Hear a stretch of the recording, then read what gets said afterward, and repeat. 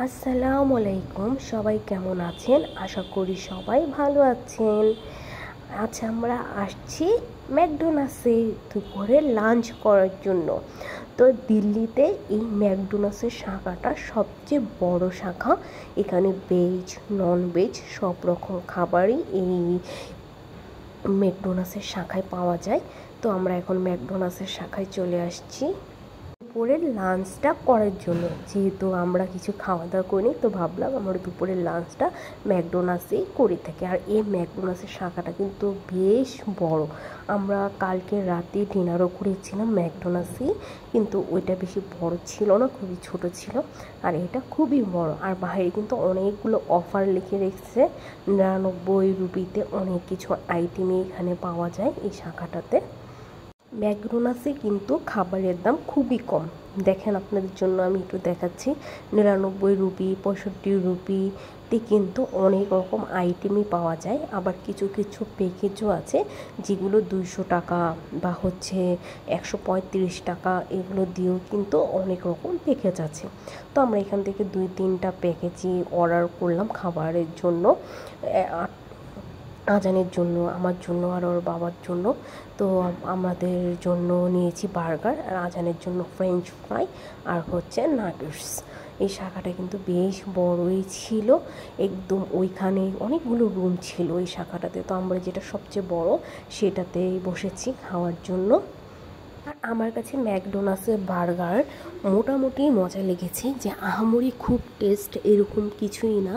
আমার কাছে মোটামুটি ভালোই লেগেছে। অতটা আমাদের বাংলাদেশের বার্গারগুলো ঠিক যেমন থাকে বেশি মেয়োনেজ বা জুসি টাইপের, এই ম্যাকডোনাল্ডসের বার্গারগুলো কিন্তু অতটা জুসি টাইপের ছিল না। তো ফ্রেঞ্চ ফ্রাইটাও নিয়েছি, ফ্রেঞ্চ ফ্রাইটা ভালো ছিল। আমার কাছে ওদের কোকটা খুবই ভালো লেগেছে, নাগেটসটাও ভালোই ছিল। খালি জাস্ট বার্গারটা অতটা মনের মতো হয়নি। আমরা প্রায় 250 টাকার রুপির যে বার্গারটা সেটা অর্ডার করেছি, কিন্তু সেটাও আমাদের কাছে অতটা ভালো লাগেনি। তো খাওয়া দাওয়া শেষ, লাঞ্চ শেষ করে আমরা এখন বের হচ্ছি। আর এই শাখাটা হচ্ছে ম্যাকডোনাল্ডসের আর একটা শাখা। এই ম্যাকডোনাল্ডসের এই শাখাটাতে আমরা রাতের বেলা ডিনার করেছি।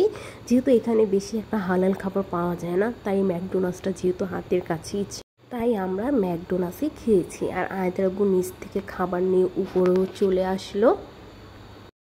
এটা হচ্ছে নিচতলা থেকে খাবার নিয়ে উপরে দোতলায় বসে খাবার খেতে হয়।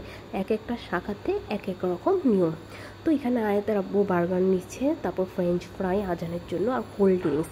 ওদের কোল্ড ড্রিঙ্কসটা কিন্তু আমার কাছে খুবই মজা লাগে। আর বার্গারটাও মোটামুটি মজা, যেহেতু আমাদের বাংলাদেশে বার্গারটা একটু জুসি টাইপের থাকে, আর ওদের বার্গারটা একটু আমার কাছে শক্ত শক্ত টাইপের লাগছে, জাস্ট পেটিটা, কিন্তু বানটা কিন্তু আবার খুবই নরম।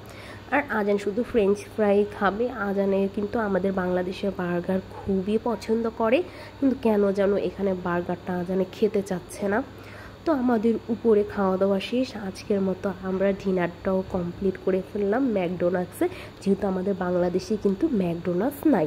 তো যেহেতু আমরা ঘুরতে আসছি ইন্ডিয়াতে, ম্যাকডোনাল্ডস পেয়েছি, তাই আমরা ম্যাকডোনাল্ডসের খাবার খাচ্ছি। আর দামই কিন্তু রিজনেবল প্রাইসই ছিল। আর আজান এখানে ম্যাকডোনাল্ডসের যে পুতুলটা আছে ঝোকারটা, সেটা দেখছে, ওর মতো ম্যাচিং ম্যাচিং ড্রেস আজানের দেখে এই ম্যাকডোনাল্ডসের পুতুলটার সাথে বসে বসে ছবি তুলতেছে।